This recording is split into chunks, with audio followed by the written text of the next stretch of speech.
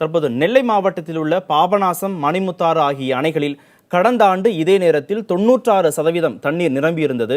ஆனால் தற்போது அந்த அணைகளில் 7% தண்ணீர் மட்டுமே இருக்கிறது. தாமிரபரணி பாசனத்தை நம்பியிருக்கும் நெல்லை, தூத்துக்குடி மாவட்டங்களின் விவசாயிகளின் நிலை என்ன என்பதை விவரிக்கிறார் செய்தியாளர் நாகராஜ்.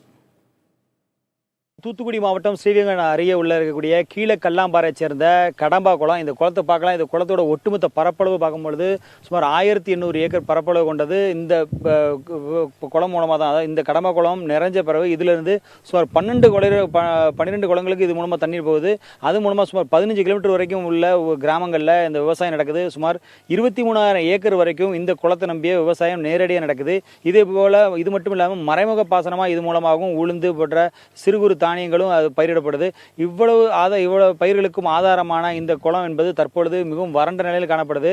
கடந்த ஆண்டு வெள்ளத்தின் போது நிறைந்திருந்த இந்த குளம் என்பது தற்பொழுது நாம் நிற்கும் அளவிற்கு சுத்தமாக தண்ணீர் இல்லாத அளவுக்கு நிற்கிறது.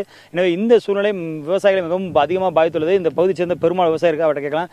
சொல்லுங்க, நீங்க என்ன விவசாயம் பண்ணிருக்கீங்க, எவ்வளவு போட்டிருக்கீங்க, இப்போ எந்த அளவுக்கு விளைஞ்சிருக்கு? எனக்கு 5 ஏக்கர் விவசாயம் இருக்குது. உளுந்து பயிர் செஞ்சுருந்தோம். அதுவும் எங்களுக்கு மகசூல் கிடைக்கல. இப்போ நெல் விவசாயம் பண்ணலாமான்னு சொல்லி பார்த்தாச்சுன்னா அதுக்கு மழையும் இல்லை, தண்ணி களத்திலையும் இல்லை. 1800 ஏக்கர் பரப்பளவு கொண்ட அந்த குளம் நிறைஞ்சிருந்தால் எங்களுக்கு 3 போகம் விளையுங்கிற சூழ்நிலை அப்போ. ஆனால் இப்போ நிறைஞ்சிருந்தால் கூட 2 போகம் கூட விளையாதுங்க நிலமை. ஆனால் இன்றைக்கி 8 அடி மேடாயிருக்கு. ஆரம்பத்தில் இருந்ததை விட 8 அடி மேடாயிருக்கு.